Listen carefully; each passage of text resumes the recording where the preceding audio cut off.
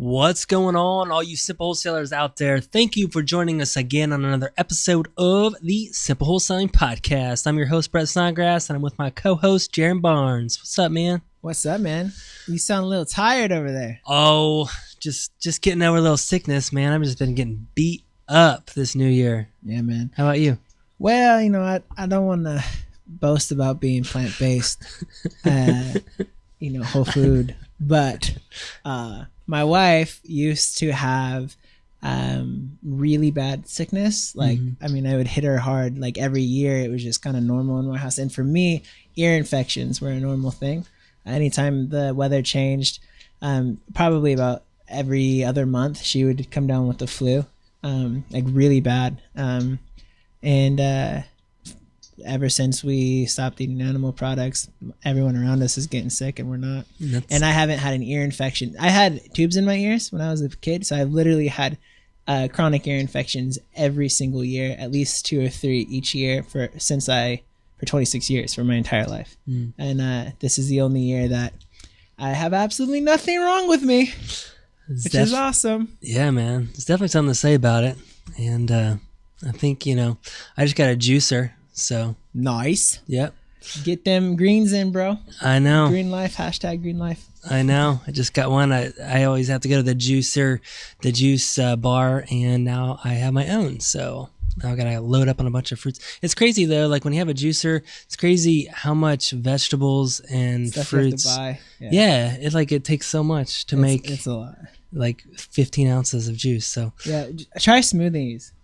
There's actually something that, like, I did a 23-day juice fast that started this whole thing, so I'm not against juicing, but the research shows that smoothies are actually healthier for you than juice because you're not abstracting the fiber, and fiber is what really will transform your body. Really? So it's more cost effective because you use less to do it. So, no, definitely. But Costco is your saving grace for buying stuff in bulk. Yeah, man. No, definitely. Who's our guest on the show today? This incredible guy that I know named Gary Horton. Yep. Great guy from the left coast landman. And why don't you talk a little bit about Gary? I know that you guys have been talking a little bit and just kind of business. But. I've been growing my land business. We have things to talk about on this podcast, but that's soon to come. And as a part of that, I'm developing a internal CRM software called InvestorFuse, which we're going to do a link in the show notes, guys. This is literally the CRM solution for wholesalers. It's incredible. We should probably do an entire Brett's Insider of the Week on that because it's pretty amazing. But I was talking to him and then explaining what I wanted to do. And they're like, oh, yeah, we have another land guy out of California that you should meet. And so I said, yeah, definitely. I should get him on the podcast. So I got connected through the guys at InvestorFuse to this guy and ended up actually hiring him as a coach because he's doing exactly what I want to do in land.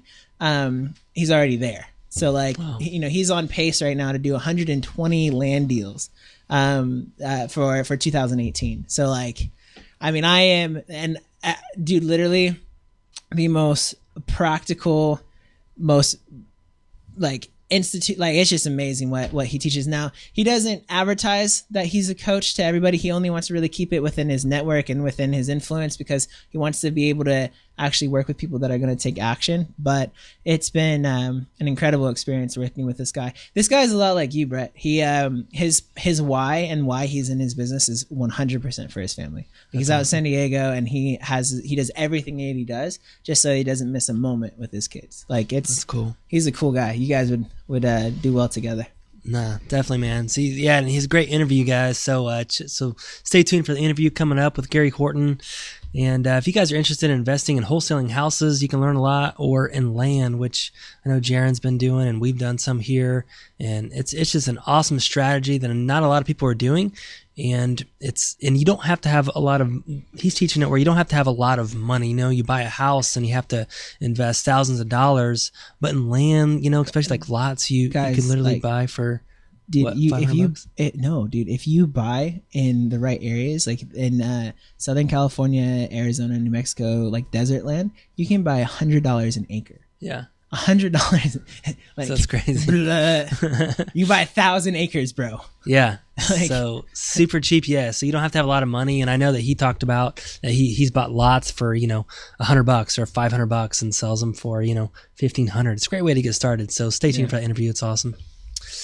And for the iTunes today, guys, we're not going to read a review today, but if you like what we're doing here, I've got a lot of great feedback from, a lot of local people and people from all over the nation that's been talking about our podcast. And we really appreciate you guys tuning in and listening to Jaren and I, just kind of speaking from the heart, speaking who we are, and really just we do this for you guys, just to bring you guys the opportunity to share our experiences and wisdom. If you enjoy that, please leave us a review on iTunes. Go there right now and leave us a 5-star review. We super appreciate it. Brett's Insight of the Week. So for today's insight, I'm just going to let Jaren kind of take it over this. I'm kind of fighting a little bit of a cold because I, eat cow. And I'm just kidding. It's mostly cheese, bro. It's mostly cheese. Cheese is like... Anyway, I won't get into all that. That's not the Brett's Insight of the Week. I'm just kidding. But I really enjoyed what you've been talking about. I know you've been really studying up on CRMs and what is the best CRM, and you've been studying Investor Fuse, which has helped with a lot of people talking about Podio. And I know last year we went a different direction. And if you guys aren't using a CRM and you don't know what a CRM is, it's basically a customer relations management software system, so you can manage your leads, basically. So, when you get leads that come in, how do you manage those? How do you keep track of them? Yeah, it's easy if you got 5. But what if you got 500? How are you going to keep track of those? And if you want to get big, you have to have a CRM system. So why don't you talk about this? What have you learned from the Investor Fuse? Why has it been cool for you to see, and what have you been seeing with it? Yeah, so it's designed specifically for wholesalers. Out the gate, it's made specifically for people who have signed contracts. So it is from start to finish everything that a wholesaler would want in a CRM solution. I did a lot of research. Podio is the most customizable, and for me, and when I was over that project for the team here at Simple Wholesaling, I really didn't want to pursue Podio because I understood how daunting of a task and how much to set things up and to create the apps that you have to. You really have to know Podio. It's a lot of work, and to take that undertaking, and while we're running a full-time business, it's just too much to do, in my opinion. So what we decided to move forward was Insightly, which I still to this day think is probably for our business, because of the pipeline functions and things, it's probably the second best option to what I'm about to share with you guys. Yeah, I mean, again, we don't like to throw around a bunch of numbers, but we did a lot of deals this year using Insightly, over 300 deals. So, I mean, Insightly does work. We're just maybe trying to bump it up. So, well, the problem with Insightly is just the automation aspect. What every top wholesaler wants to be able to do, they want to be able to have automated follow-up sequences to where I can place this lead in a sequence and then they get an automatic ringless voicemail, a text message, an email, and then the ability to send a purchase agreement in the mail. And Insightly, it does have webhooks, and if you're a developer, you could probably figure out how to use it, but it's jank. It's not made for that. And Insightly actually connected us to a third-party developer that they referred, and they weren't able to do what we wanted to do. It never worked. So what I was doing research for my own stuff on the land side of things, I discovered this thing called Investor Fuse. And these guys, they're essentially a suite of apps that sit on top of Podio. So they have already designed Podio specifically for real estate wholesalers. And everything that I just mentioned about automation, they have through the woodworks. If you connect through a third party called CallRail, if you miss a call from a seller, it'll automatically push out a text message. Sorry, I missed your call. Please tell me about your property. And it'll continue the conversation immediately, even if you miss a call. Wow. Dude, this thing is incredible. The only one aspect of their follow-up sequence that isn't fully automated is if you want to send a physical purchase agreement in the mail, you have to set yourself up a task, and then you have to go into the lead, and then you have to click send. But you can send purchase agreements in the mail. You don't have to actually like fill it out, each time at all. Like you just hit a button that says send offer, and it'll automatically push out an offer. The other component of this thing that I really, really like, because obviously I come from the disposition side, it has the ability to set up search criteria for your buyer's database. So you can type in buyers and set it up to where you have tags that any buyer, like for example in Indianapolis, if I had a property that was coming soon that a bunch of people were interested in, I can now set up a tag that says interested in X property. And then when that thing comes available, I can do a search query, pull all the lists of the buyers that are related to that property or to that tag, and then send out, hey, new lockbox code, literally email them within the software. I don't even have to go to Gmail. Like I can send a blast right there. They also have, the ability to search based off of buyer criteria. So burst strategy, Lawrence Township, 3 bedrooms or more. Like I can set that up and then pull the whole thing. It's literally the most robust, perfect niched software for real estate wholesaling. Obviously I'm customing it for land because there's a lot of parallels, and there's a little bit of difference in the way that with the simple close, when we fully purchase the property and then turn around and sell it, the way that we do here at Simple Wholesaling, that is, you have to kind of tailor it, custom it, but 85% of the way there out the gate of what you want to do. So it's incredible. So big plug for them. They're amazing. You guys got to check them out. They're really small right now. They how many clients? They said that they have about 200 clients right now. Wow. Because I've heard of them for a while, and I thought that they would have. Well, and what's crazy is this is not scalable. I'd bet money this is not going to stick around, but they actually have an assigned onboarding person with unlimited sessions.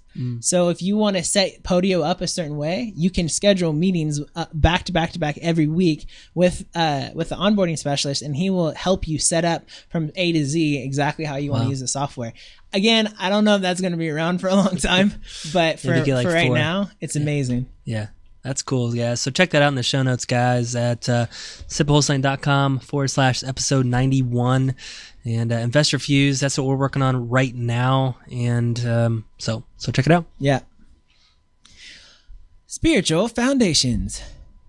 So today on Spiritual Foundations, I'm just trying to think about what to really talk about. We're coming in this new year, 2018, and we had a monster year in business with the Simple Wholesaling team. Awesome year, and I know a lot of you guys have had great years, but you can't always measure success on business. But I just think that I live in Indiana, we live in the Midwest, and we go through these different seasons every year. Right now it's freezing cold outside. It's awesome. Jaren's enjoying the cold, and I do like the cold somewhat. But it was like -8 yesterday, and Jaren's out jogging like 6 miles and crazy. But I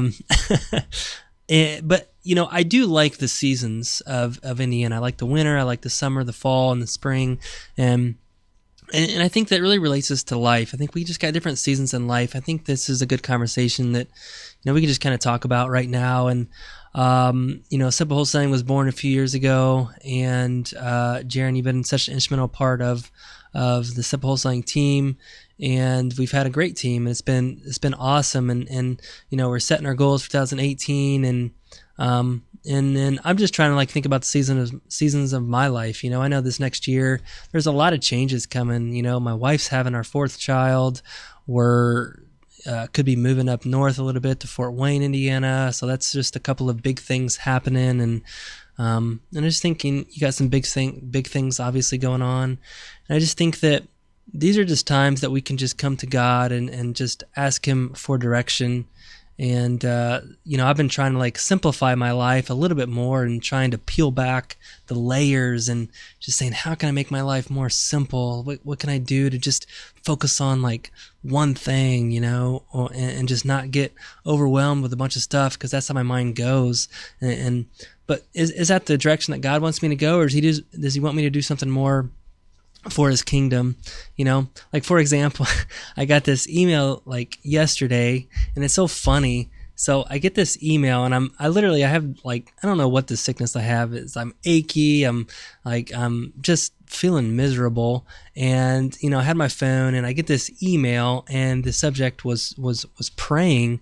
And somebody sent me this email, and they said they were praying for me, that God had laid them on their heart, and they were praying for me, and they just felt that they needed to tell me that God has big things, that God has these big plans, and that he wants me to like do more. And here I am, I'm like, man, like, I'm trying to like peel it back and simplify my life a little bit. And is that God speaking? I don't know, but it's really gotten me thinking. It's gotten me praying more. Like, does God want me to, do more for his kingdom?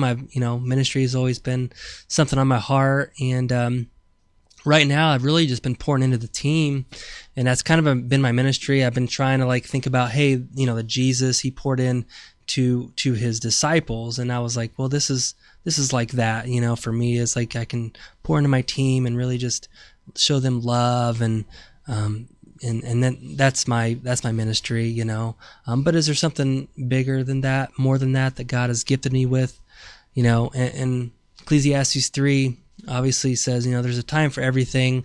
There's a season for every activity under the heavens. It's time to be born, time to die, a time to plant, a time to uproot, a time to kill, and a time to heal, a time to tear down, a time to build, a time to weep, and a time to laugh, a time to mourn, and a time to dance, a time to scatter stones, and a time to gather, a time to embrace, and a time to refrain from embracing, a time to search, and a time to give up, a time to keep, and a time to throw away, a time to tear, and a time to mend, a time to be silent, a time to speak, a time to love, a time to hate, and a time for war, and a time for peace. So, God basically is saying this in his scripture. There's a time for everything. There's a season for everything. And I'm just trying to figure out where my season's at right now. And I love this. I love what I do. But I'm always searching for God's mission. I think that's what Christians do. We're always wanting to do God's will, and that's where I'm at. So if you guys can pray for us and me and Jaren, and if he wants to add anything to that, feel free, man. And but pray for us, pray for our business. We'll be praying for you guys and your seasons in life. I know you guys are going through some hard stuff out there, that probably a lot harder than I'm going through, so we'll definitely be praying for that. Send us an email if you guys want us to pray about anything. Yeah, the only thing that I would mention is I just finished a book called Who Moved My Cheese? And it was a really timely book for me, and really helped me realize some things that, like, if you guys haven't read that book, it's a really short book, and it's actually a story about two mice and two little people named Him and Haw, like him hawing around.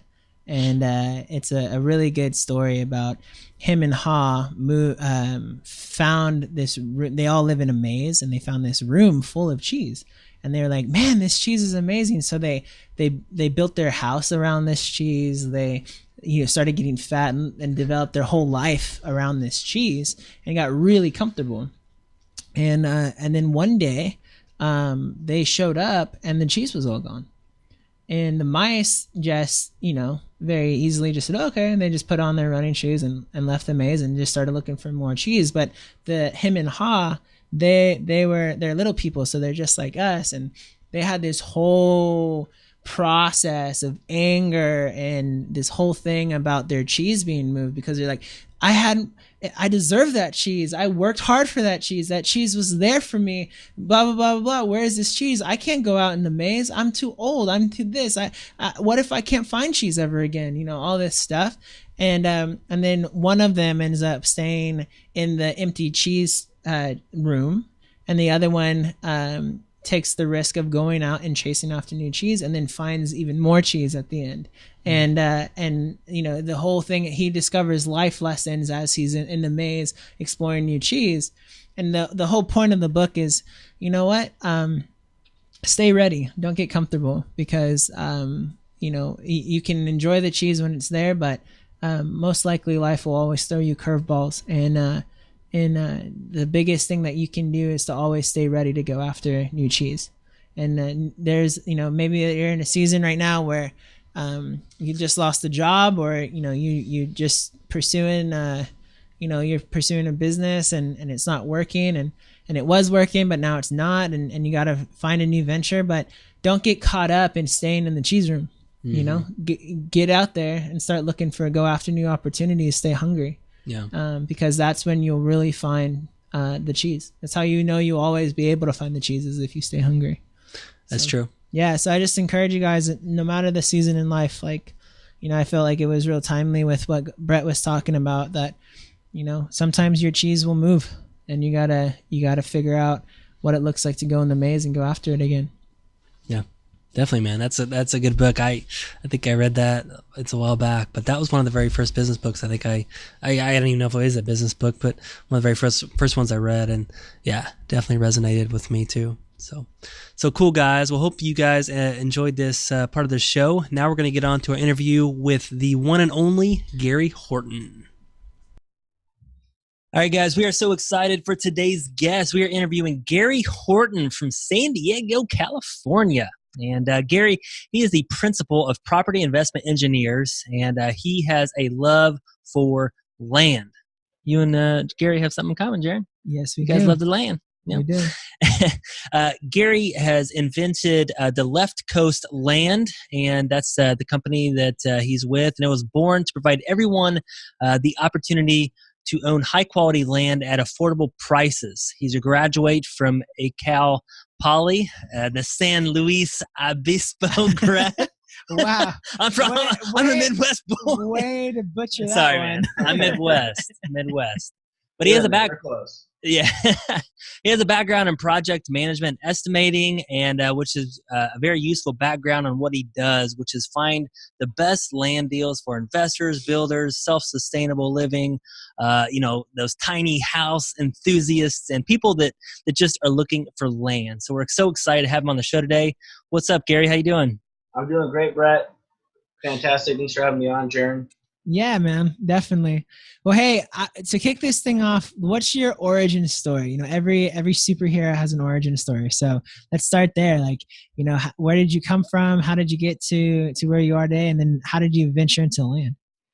Yeah, so for me, real estate investing was always on my mind and what I felt like I wanted to be doing, but, never really did it. So I went to college, got a job, kind of took more of that traditional approach. And then, behind the scenes or on the side, I still always wanted to be a real estate investor, either, probably at that time wanted to build a big rental portfolio or something just to kind of create that passive income and that, like a real retirement plan. But it wasn't really happening. So I just kind of kept on, working.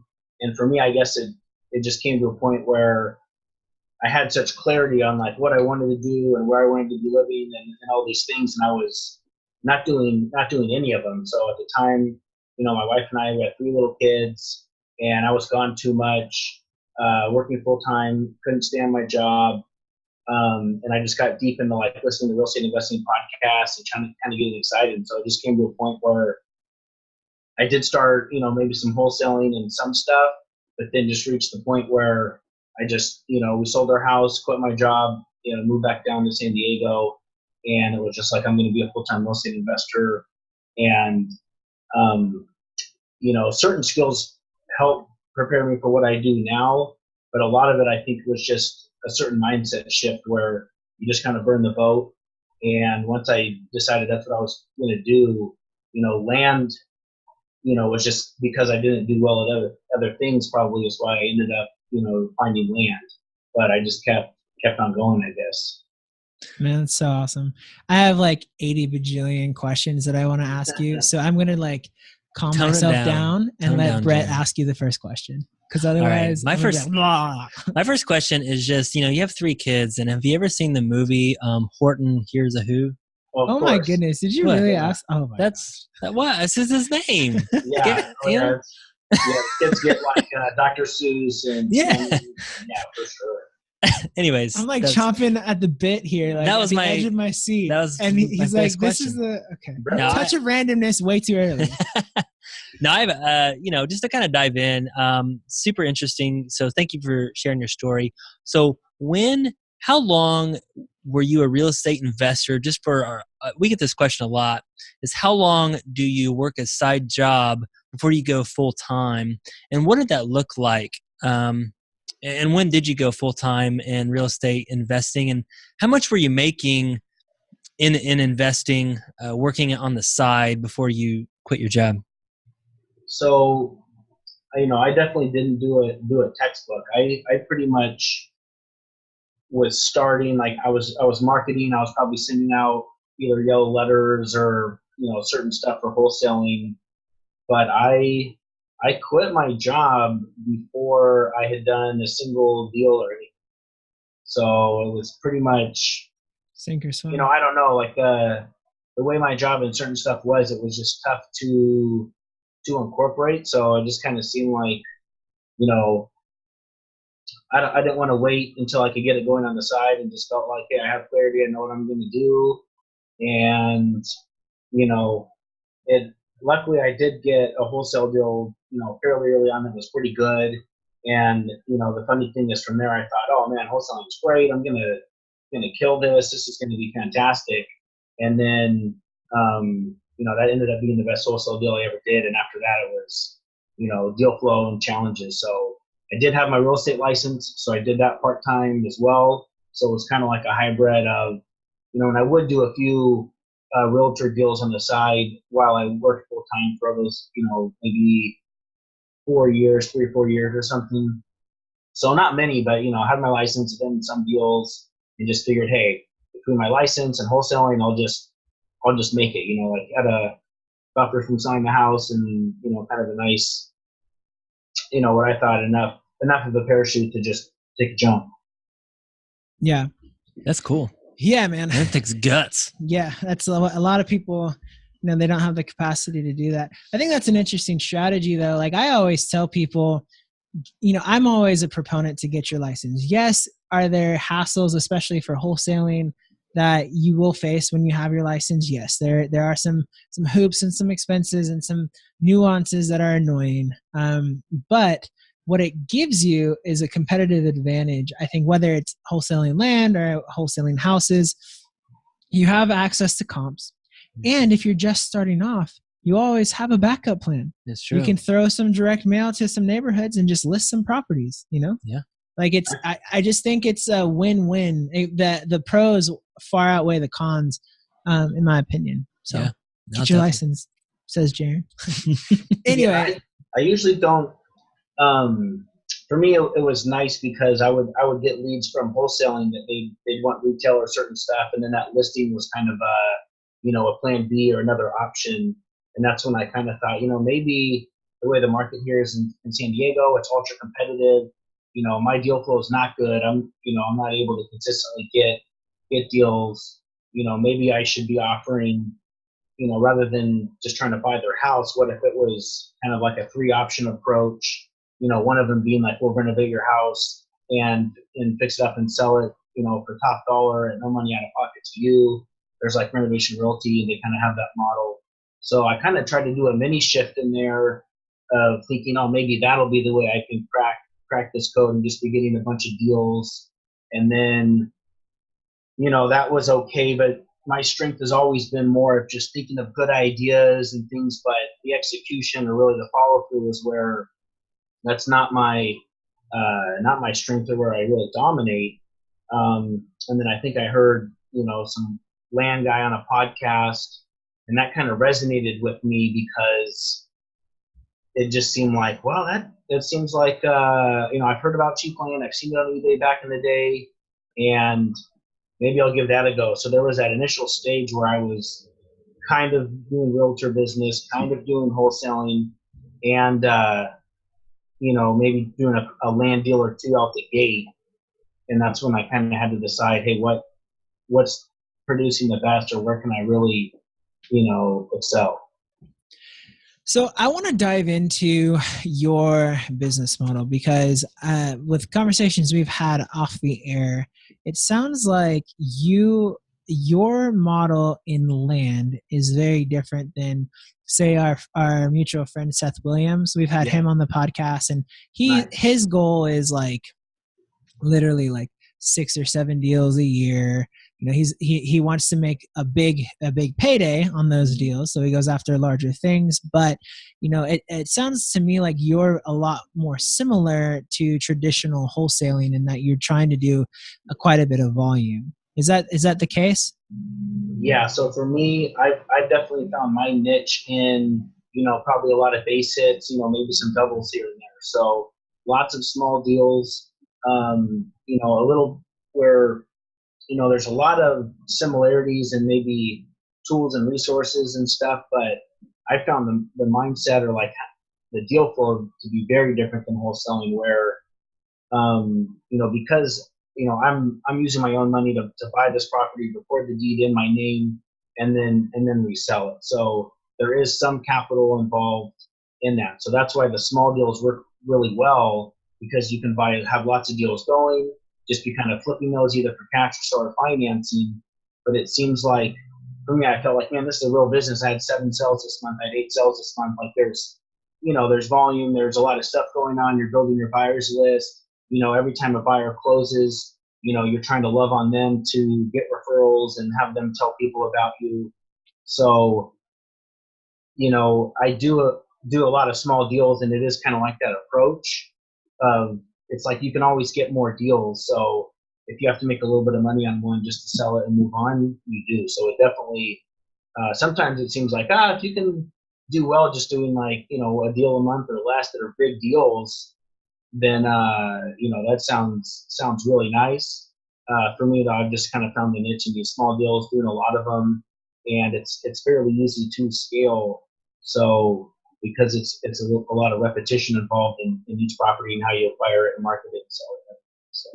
Do you mind? Are you comfortable like sharing some of your numbers a little bit? Like, we want to know how much you make. I mean, I don't know what your I don't want to know those numbers. Oh. I'm saying like number of deals, ratio between like owner finance to cash deals, acreage like amounts, that kind of stuff. Yeah. I'm not going to be that really awkward podcast interviewer that's like, how much money did you make this year? Because that always is a really awkward question. Because I guess when you talk about land too, it's you could be talking about 100 acres, or you could talk about a lot. You could talk about a commercial that's worth $1 million, and you could buy a residential lot for $1,000. So what's your kind of niche in bread and butter? I think Jaren's asking as far as that goes.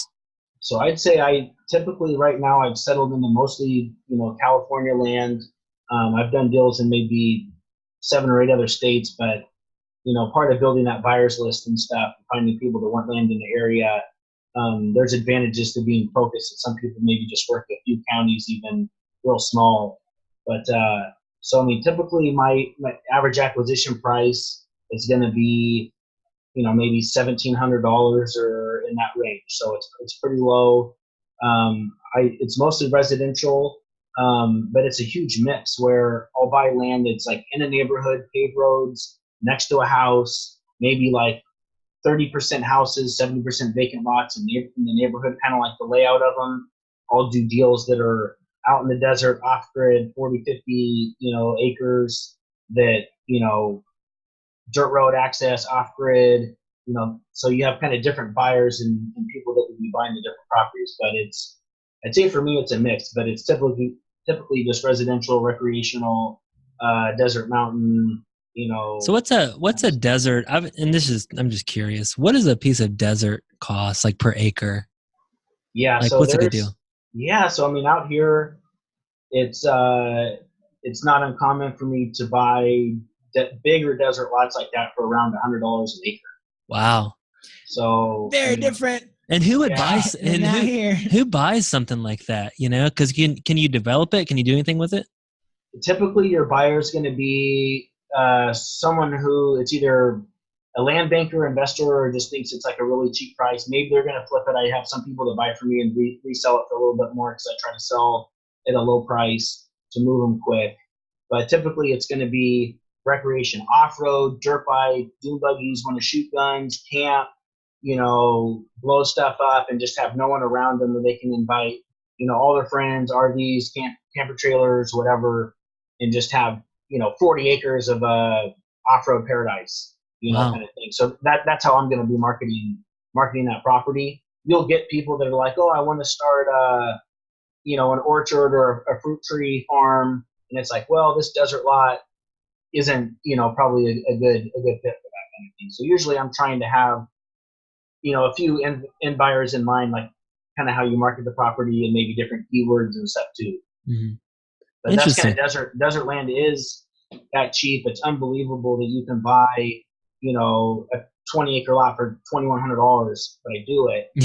And it's just like, it's just crazy. It's crazy to me. But then the funny thing is there's times when you're trying to sell it for $300 an acre and it's not as easy as you think. So then it's kind of like a funny joke about, well, the sellers aren't totally crazy either, because, there are times when even selling land at a great price, it's not like you just post it and then in 3 days it sells, or you just email it out to your buyers and it sells right away. So it's not, that's what's kind of the backwards part, is finding the deals, buying land. Once you get in the business, that becomes pretty easy and not a bottleneck of the business, but it's more like how quickly you can sell them. Where I think we're wholesaling, I mean, if you have a good deal under contract, it's sold, and the quality of buyers, you're dealing with like professional cash buyers or, access to hard money at a big level, where for me, my land buyers, are, like me, or just normal, anyone who's on Craigslist or Facebook or just, even has $100 a month to buy land could be a land buyer. So it's a different type of buyer, a little bit more of a sales process where they kind of want to learn about the property and about land and what you can do, and, maybe go through some of those cycles. Wow. So on that, roughly how many deals are you doing per month right now? And then from there, what's your average turnaround time per deal? Okay, yeah. So this year it'll be about 6 deals a month. I wanted to hit 100 deals, and definitely fell short of that goal. Next year my mark's at 120, so kind of 10 deals a month, and I've added some in-house admin and some stuff now to where it just feels like the deal flow and a lot of that lead generation and everything being kind of done a little bit more, like things have really improved in that way. So that's kind of about the deal flow. And then, sorry, what was the second half? How long? Oh, how long? Yeah. So I'd say it's typically going to be, closer to 60 days. I'd love to turn properties, a lot quicker than that. But, some of the property I'll buy, sometimes I've learned some learning stuff this year where even if it's a good price and you can make money, there's certain lots that they have red flags up on them, and I'm going to disclose that, of course, and tell people, what's going on, or talk them out of buying it if I know they're going to be disappointed because of what they want to do. So I had some properties that kind of moved a little bit slower, and that's where I've kind of shifted a little bit more, and that's kind of the combo of like online and direct mail, where it's like, hey, where do I do the best deals that sell the quickest? Okay, that's where I really need to be focused the most on, because I do feel like, I've never lost on a deal. I've never had a deal I haven't sold for more money. So there's part of you that feels like, I could do a deal anywhere. I could, just look up prices, figure out what I could sell it for, make my offer. It's all just kind of numbers like that. And even though that's true, typically those are the deals that sometimes take a little bit longer or whatever. So that's typically my time. I'm trying to do coming soon. I'm trying to hit the buyer's list early and definitely have some that sell real quick. But when I really look at the numbers about how long it takes, I'd say 60 days is really probably where it's at. Cool. Yeah, that's good to know. That's good to know. I'd say that our average on the land deals that we did this year were probably about the same too. Mm-hmm. Yeah.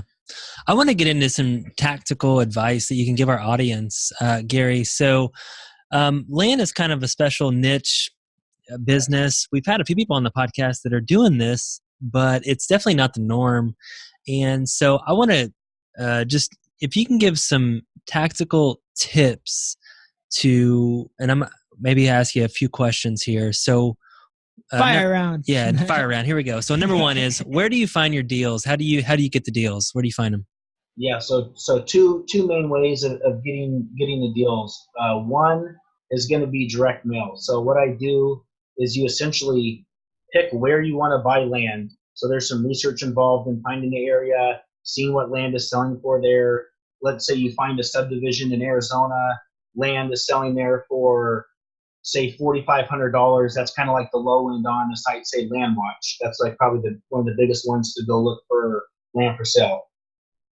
So then I would essentially draw on a map that subdivision or that area, pull all the vacant landowners, and then I'm going to mail them an offer for say $1,500, or typically I'm about, say a third of what I think I could sell it for in a cash deal.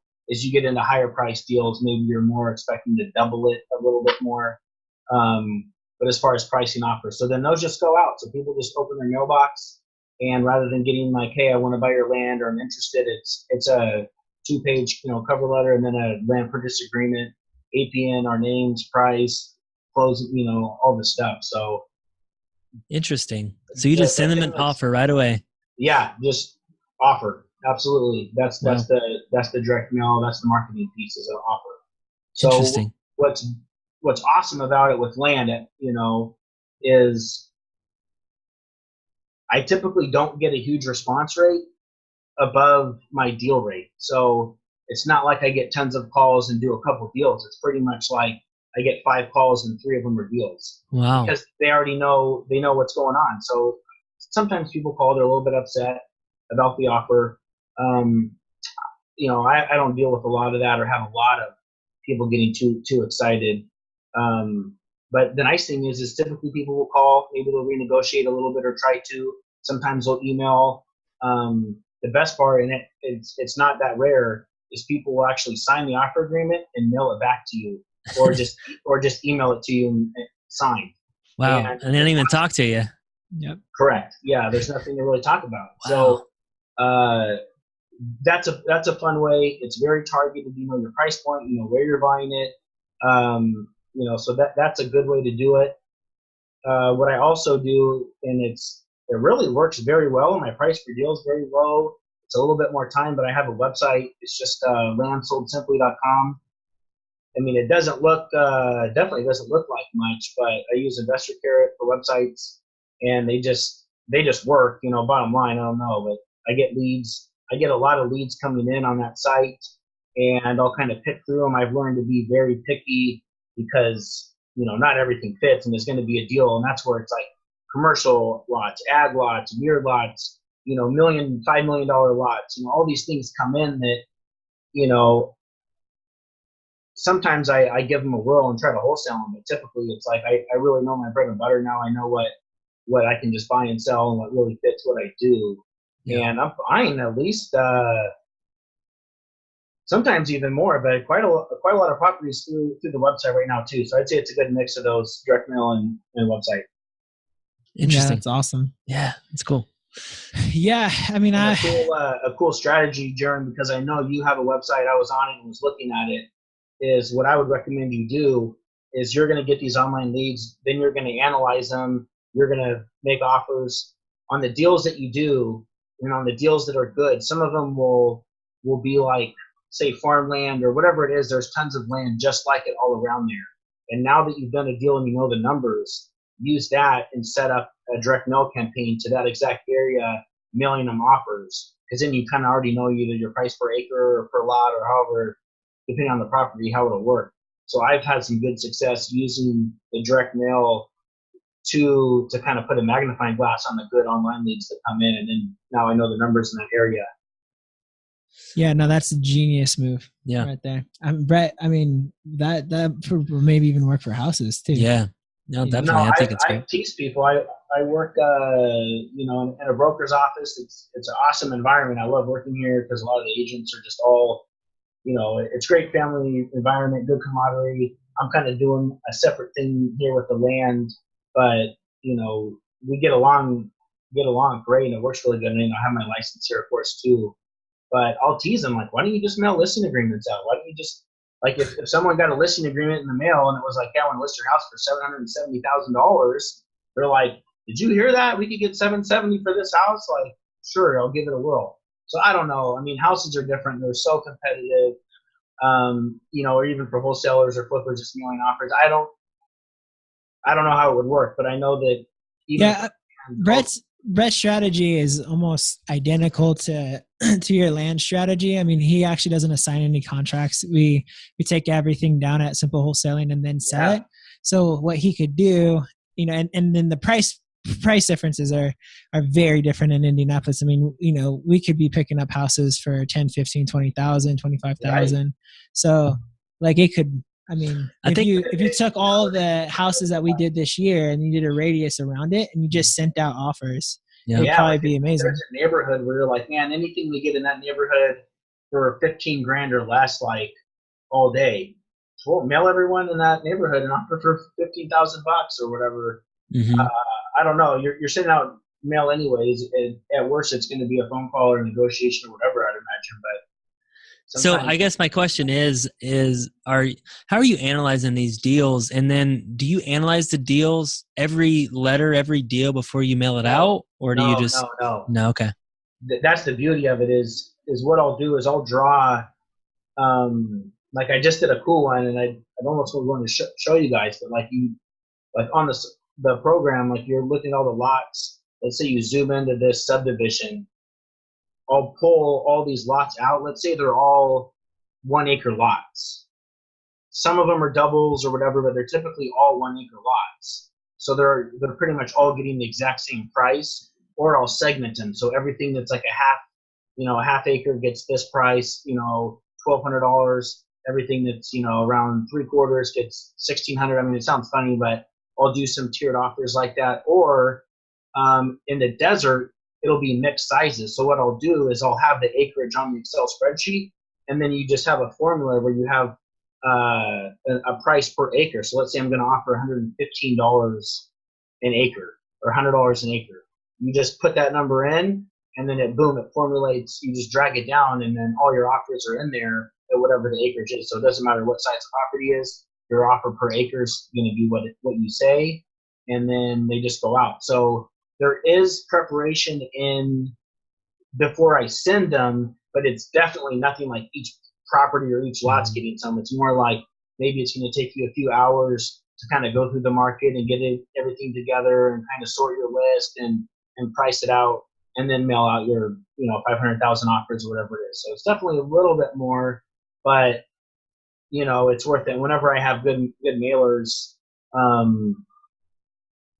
it's always a result of good preparation and just kind of like the numbers are spot on. Like I never renegotiate typically, and I sell them for about what I expect to because you kind of know the numbers. So it works. Yeah, what I've heard is the one thing that you have to be careful of with blind offers is you really need to have your numbers be pretty good, because if you're too low, you just won't get anything back. Right. Yeah, has that been your experience? Yeah, I have had a couple out the gate where, I didn't exactly know what I was doing, but I just, I knew how to get lists and send out direct mail from wholesaling. So that was no problem. I sent out a bunch of offers at the cheapest prices, and it was just crickets. It was like so bad it wasn't even worth their time to yell, to like give me a hard time. Open up the letter. But yeah, you take it seriously. So. And I've talked to a few other newer land investors that had unsuccessful mailers, and I'll want to dig deep. Well, where'd you send the mailer and other stuff? And it's every time it's just it's bad preparation. Yeah, you just mail like every 5 acre lot an offer for $500 in the county, like not even in the right spot. Because if you did that in the right spot, that would work. But just all over a county, it's like terrible. So yeah, usually just too low offers will be a total dud. But if you know the numbers, then it works very well. Yeah. I want to mention before I forget, guys, there's going to be a lot of links and other the things that we've talked here on the air with Gary. You can find at www.simplewholesaling.com/episode 94. That's where the show notes will be. You're welcome, Brett. Thank you. You're welcome. He always gets on to me about not mentioning the show notes. So, I was going to ask you, so you find your deals through direct mail on your website, and what are a couple of resources that people can analyze deals from? Well, he's licensed. Okay. Yeah, so I'd say, because one resource is Title Pro. You can get lists and some stuff on there, but some stuff we'll be able to see sales.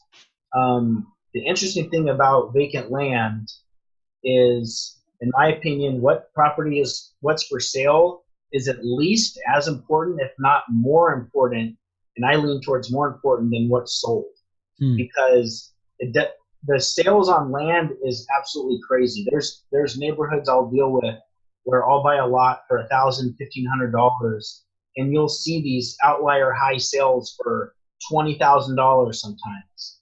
So, and sales all in between. So typically, sales on cheap vacant land is all over the place. You have auction prices, you have family gift transfer, you have so much stuff that it's hard to tell. But what matters is what's for sale, because that's who someone who's going to be buying my land is, who else they're going to be looking at or comparing to. Mm-hmm. So I'd say, like, I wouldn't trust Zillow or certain things for sold land, but I do trust, like, what's for sale on LandWatch. That's the site I would recommend, because they just seem to have the most listings. So if I'm looking at buying a property and what I think I can sell it for, I'm going to put the most stock into, like, what else, like, what are the comps just like it for sale for. Typically, in a lot of areas where there's just a lot of land there, you'll see good comps and kind of use that, because sold comps are such a range that I don't know. Yeah, interesting. Yeah, I think it's a pretty genius strategy there, man. So when you do that, how do you? So obviously in the wholesale world, we got the 65% rule, right? So with land, if you take it on a list price, right? How would you determine your market value, or really what you need to list the property for, or how much you need to buy the property for? I mean, do you do like 20 cents on the dollar, 30 cents on the dollar? Walk us through that a little bit. Typically it's about one third, so about 33 cents on the dollar, and that's for like a cash price. So that would be my offer, and then I found it ranges, but like rough numbers. Typically, a cash sale, I'm going to sell for like maybe 2.5 times what I buy it for on average. So roughly like 50 to 60 cents on the dollar? Yeah, but I guess the dollar market value, it's like I'm coming in way low because I'm going to resell under market value too, if that makes sense. So, but typically I'd say, like 35 cents, all my offers, everything I send out, it's going to be like about one third, 35 cents on the dollar. And then on a terms deal, so that's the other part, is I do a mix of cash sales and seller finance sales. So your seller finance sales, you're getting a down payment and then monthly and holding that note. And typically those I'll sell for maybe 5-6 times or so what you buy it for, and then hold that note for maybe 4 or 5 years or something like that. So yeah, man, I really like land. It's nice. It feels like there's just so much of it available, and I think the market, as far as like buyers go, because I did want to share some good ways, like how to sell land, and where do you post land, or how do you sell it. So the best example I can give is you might be familiar with like a Facebook buy sell group. People are in there selling clothes, video games, cars, musical instruments. It's just a Craigslist garage sale style, these Facebook buy sell groups. I will sell land in there, and a lot of times, especially finance land, we are offering like own land, $250 down, $125 a month or something so affordable like that people who had no plans to buy land, hadn't ever thought about it, will see it and then consider, like, I could afford $100 a month, like maybe I'll buy land. So that's kind of the neat part, is I feel like there's a lot of deals out there to go get, because people quit paying taxes, or people just, maybe they move on and don't want the property anymore. And then when you buy them right, so you can resell them, so it's a good deal to the end buyer and make it attractive and provide, good maps, good information, honest information about the property.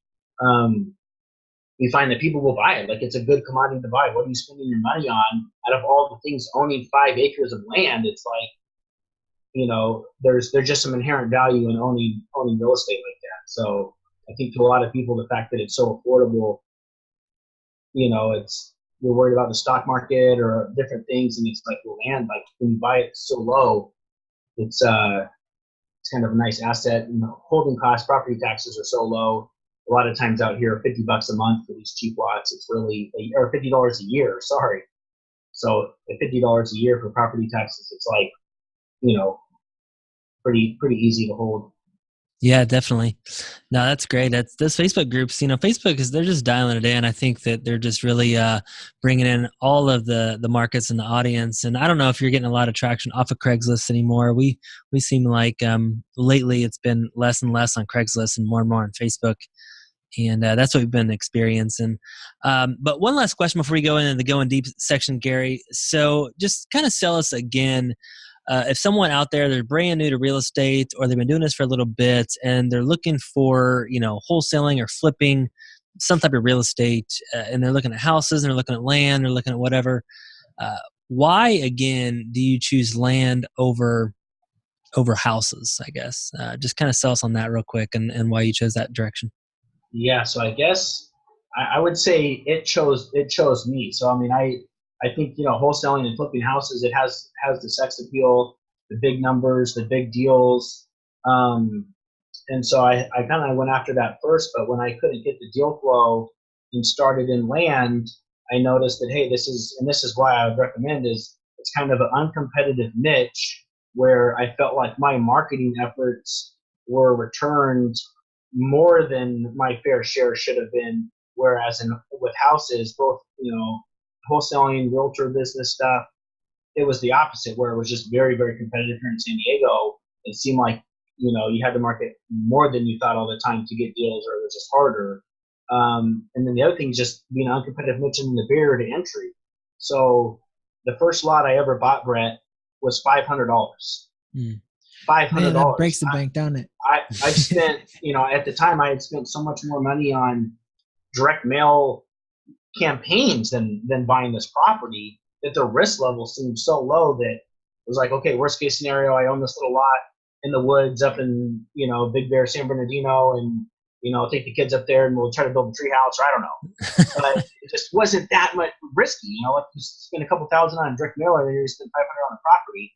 It just seemed like, okay, that's, not a lot of risk. Then you flip that. I think I sold it for $1,500. That's obviously not a huge thing, but it was a win. And it was a confidence. What is that? It's not a huge thing, but it is triple your money. Yeah. So, and you just rinse and repeat and learn like, okay, I could do a lot of these. And, if somebody told me I could buy a house for $100,000 and sell it for $300, that sounds pretty good. That triple my money. Yep. Yeah, so like with land, it'd be hard to buy a lot that expensive at that deal. Right, yeah. You'd have to do like, say maybe 40 deals at $2,500 a pop, but it's so doable like that. So that's why I would recommend it is you can get into it with a very, very low budget. The deal is nice. There's no one else involved. I don't need anyone else's approval. I don't need any other buyer or inspector or lender or anyone else that's in on the deal. It's, between me and the seller. When I buy it, I use a mobile notary to close. It's like, here's the check, sign the deed. That's that. And then when I sell it, it's like, I can do whatever I want. If someone wants to trade a car or a camping trailer or something weird, a mix, it's like, I could take that and it's just, you own the deal. So I feel like there's really no roadblocks in the way of the business. And because it's uncompetitive and unsaturated, the deals are out there for the taking. So it's just like, hey, whatever you can build, whatever you can do, it's out there. There's not a finite number of deals out there that everyone's kind of competing for, or maybe, in a distressed housing market, maybe there's only so many deals or so many people in on the deals. If you're getting burnt out and you're feeling like your deal flow is not that good, you have systems, you're sending out direct mail, you have a lot of this skill set in place. Just shifting to land is like such an easy shift if you're already that far along in maybe wholesaling that, if you're not doing good, it's a way where you could find a nice little honey hole in land. Yeah, the final piece I'd say is lifestyle. So there's really nothing ever urgent with vacant land. So there's really never anything that ever has to be done today. it's not like code red, got to quickly, da da da. There's a lot more time. The fact that you actually buy it and record the deed in your name, it's not like, oh, I only have 15 days to find a buyer, and you're stressed out about the deal. It's like, well, no, I'm closing on and buying it. And then you start marketing for a new buyer. Yeah, I'd like to sell every deal in a couple of weeks or a month or less, but if they go a little bit longer, certain things, it's like they all sell eventually anyways. So it's definitely a business, and you got to work at it. It's not like a little easy little thing where it's you just easily buy them and then just throw up one ad and they sell it, no problem. But I think those are some of the advantages, and I just found it's a good fit for me. It probably won't fit everyone. It might not be something a lot of people would like, but I really enjoy it, and I can work at home and be with the kids a lot more and watch the kids a lot more, and it doesn't matter. It's really easy to work on vacation or wherever I'm at. I can live anywhere. It wouldn't affect my business at all. I'm not going to the properties or doing anything like that. So yeah, those freedoms are for me. I like. Yeah. Well, Brett, we're gonna shut everything down here at Simple Wholesaling, and become the Simple Land Investor. I know. I'm excited. So no, it does this is news. I'm just kidding, guys. That sounds so attractive. I'm just thinking about the different things that we do, all the steps that we have to do as far as securing a property, putting a lockbox on a property, making sure you have to switch utilities if you have to do that, or making sure it's winterized if you're in Indiana, and making sure somebody doesn't come and vandalize it. Just all these different things you have to do, and houses that you don't have to do with land. And so I can see why it is very attractive, including the entry. There's no entry, point of entry no barrier. So and the lack of competition, because even if there's 100 people from this very interview that start getting into land a day, hardly any of them, if any of them, will feel it. Yeah, it's just because there's so many. Because the way they do it, if we hit the same county and you were hitting between 25 and 35 acres and I was hitting 1 acre to 5 acres, we wouldn't even see each other. Mm-hmm. It's just there's so much opportunity. Yeah, I think even if you're wholesaling, I could probably just include lots here in Indy, and we just have an entry point that if those lots call us, we just have a normal number. This is what we pay for lots, and take it or leave it. And it could just be an extra strategy along with our houses. So yeah, typically with land, it's like, people will get these leads and they'll throw them away because it's like, oh, it's vacant land. I don't really know what to do with that. So that's kind of one thing that sometimes can work in your favor too. If people know you do land, it's like no one does land, so that so you get everything. So anytime someone gets a land deal, it's like, good and bad, but they'll be like, hey, you do land, here's this, land deal kind of thing. So it's kind of nice like that, where, you're talking about not running into people. It's like, there's some areas that I buy and sell land right next to some of the biggest, the big boys, the companies that, they buy massive amounts and auction and do all this stuff. And I'm in the same area, and I know they're sending out direct mail too, but I would imagine how many credit card offers or how many things do you get? There's, you're never going to be the only person, but I would say a lot of times I feel like I'm the only one. And if the seller, we can't quite agree on a price, there's at least 80 to probably 80%, maybe 90% chance in a year they're still going to own that property for sure. It's not like it's just gone, so land by nature just is a little bit slower mover for sure. Yeah, definitely. Wow. Well, unfortunately, we gotta start transitioning to the next section of the show, man. But I just gotta tell you, Gary, I think I'm gonna send you an email after this video based off of our last conversation, because, man, I just you seem to really know how to do this model at scale. And that's very different than other models that are out there. A lot of the other land models are just kind of more passive, or but you really kudos to you, man, because you really learned how to, in my opinion, from what I've been exposed to, take this land business to the next level. And man, I'm really excited to have you on the interview here, and thought that this was a fantastic show. But I really like land, so I'm gonna shut up now. And you ready? I'm ready. Let's do this thing. All right. 1, 2 3. Going deep. All right, Gary. So in this section of the show, we're just going to ask you a little bit more of a personal question. I know that you're a man, you run a great business, and you have an amazing family with 3 children and a man of faith. And so how do you make sure that you're able to spend time with your family while being successful in your business? How are you able to balance that, and how important is all that to you? Yeah, I definitely say it's the most important thing for sure, and that's kind of where I noticed even some of the part of the real estate or realtor business stuff. It's weekends are the popular time, nights and weekends. That's when other people are available to either see houses or open houses, show properties, those things. And I just noticed once my oldest son, Ben, once he started kindergarten, it was like, wait, what do you mean, now he's gone all the time and I can only see him nights and weekends because he's at school. But then if I have activities nights and weekends, it like was a total bust. So it was so important. And that's, I think, another reason why I just was determined to make land work and try to do it on a big scale, because it was like, I like this. I can work at, 6 in the morning, or I can stay up late and work till 1 or 2 in the morning. It's not, I don't have to be at a certain time or necessarily always at it like that.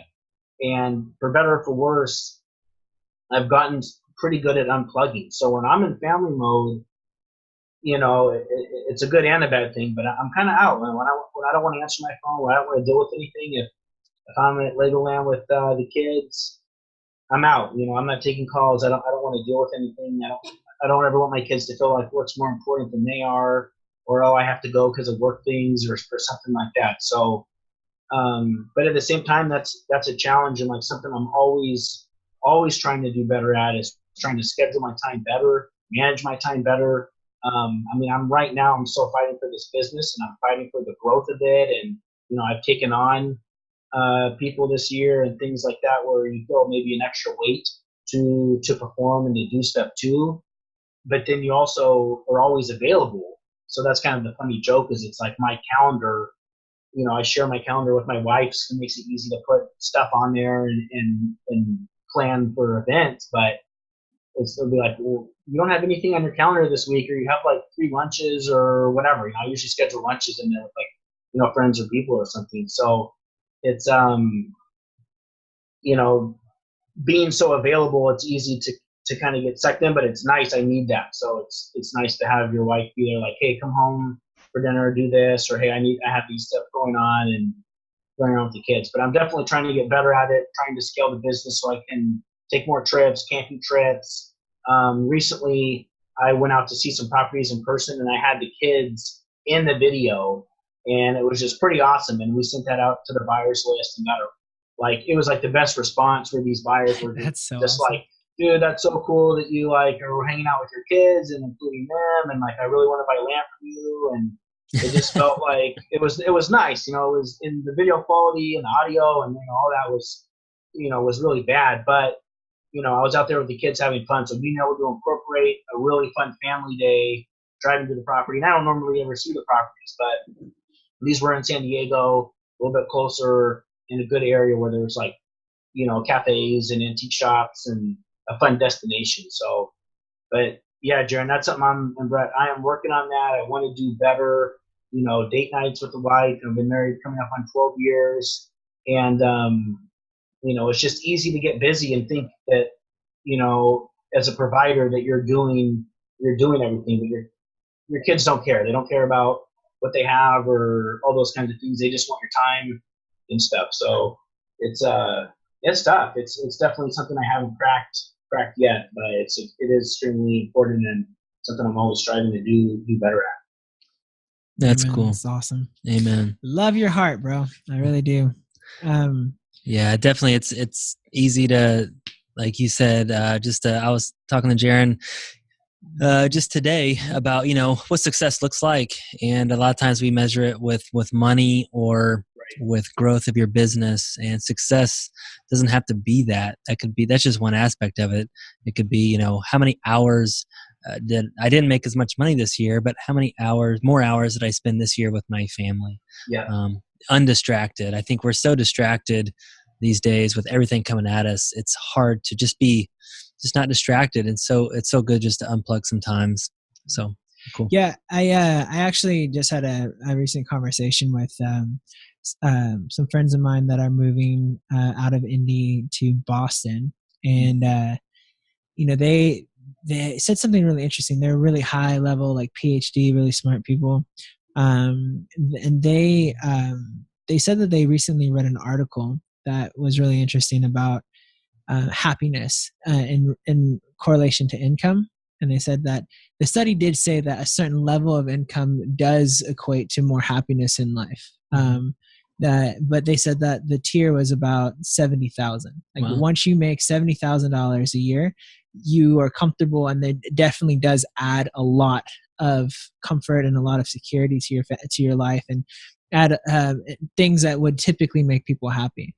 But they said beyond that doesn't really make any effect on your happiness. Wow. So if you can get to where you have a baseline where you're covered and you're good, whether you have, like Brett says all the time, if I have $1 million or I have 10 million, there's not much difference at that point in my life. I mean, there's really not that much difference. So why chase after the 10 million if you already are where you want to be? Yeah, maybe chase after the more hours with your wife, or the more hours with your family, or just blessing other people and with your time. Yeah, man. So 100%.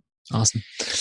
Well, running out of time here, so I think we gotta do our touch of randomness, even though we already did touch of randomness earlier. There you go. Horton question. So in this last section of the show, Gary, we're going to just ask you maybe one random question. And your random question for today is, so we hear that you are a golfer, and what is your lowest score? What? So my best round of golf was a 73, 1 over par. And that was up when I lived right after college. My wife and I got married, and we were up in Seattle area for about 4 years. And the cool thing is that the place I worked, we had like a little golf league. So we played like 9 holes every week, during the season, of course, up there when it was nice. And then a group of guys from work would play on the weekend sometimes. So I kind of was getting to play twice a week there for a little bit. And I had a sweet round like that. A couple where I've been close like that. I've never shot par or under par. But yeah, 73 is the low. That's pretty good. Wait, so I laughed a minute ago because I'm probably exposed my ignorance because I've never played golf in my life. But I guess the lowest score means the best score in golf? Because I was like, what kind of question is that? How crappy have you ever been in life? Yeah, like, Gary, that did show your ignorance, man. So sorry. I'm just kidding. So sorry. Obviously, any sports-related questions, I figured you don't get to play any golf anymore, Gary, because of your family and everything, man. I never get to play golf. I gave golf. Yeah, for me, it's gone in streaks. One thing that's worked out really nice for me is 9 holes weekday mornings. I've had a couple nice grooves where you just get in the habit of playing every Monday morning, 7 to 9 in the morning, 9 holes, so it's easy to squeeze in, it fits, and then you still have the rest of the day. So it's like a great way to start the day. You already played a little bit of golf. 9 holes doesn't take too long. So I feel like at this point, that's typically how I'll sneak it in. Sometimes there's tournaments or little things I'll get invited to or play a little bit. But it seems like the 9-hole weekday morning specials has always been, with the family stuff, what fits in, Man, that's awesome. Cool. That's definitely cool. Well, that is a wrap for today's show, guys. And thank you so much for being on the show today, Gary. We appreciate you so much, man. But if one of our listeners wants to reach out to you, buy some land, or figure out, I think you do some education and things like that. So where's the best place for them to go? Yeah, so I'd say, the website, I have land for sale, and some of that is just left coast land. So, instead of leftcoastland.com. You can go on there, you join the buyers list and have your email stuff, and you would just see, the land part. But I'd say just tell someone to find me on Facebook or just email me. My email is just Gary, Gary, at Property Investment Engineers. And, I'm pretty open about stuff and what I'm doing and kind of laying out the business because you still got to go do it. I am doing a little bit working with some new investors or people that are interested in flipping land and stuff like I do. So, if anyone just had any general questions or whatever, some other tools I use with, say, like Investor Views or stuff maybe that, I'm pretty happy with as well. So I'd love to hear from anyone if they have any follow-up questions or if I didn't explain something that good, whatever I could lay out. Awesome. Yeah, really appreciate it, Gary. Yeah. It's been one of my favorite episodes thus far. So yeah, awesome. Definitely. And you guys can find those links at where can they find them? show notes at www.simplehosaling.com/episode 29. Or no, wait, 91. Sorry, 91. Is that the reason why I do them? Yeah, that's right. That's right. Anyways, thank you so much, Gary, for being on the show. We appreciate you and so much success in the future with you and your family. And I just got back from San Diego, but if I ever heat it up again, I will reach out to you. Yeah, man. reach out. Let me know. Love to meet up. Yeah, definitely. We appreciate you. Absolutely. Thanks, Jaren. Thanks, Brett. Yep. Thanks.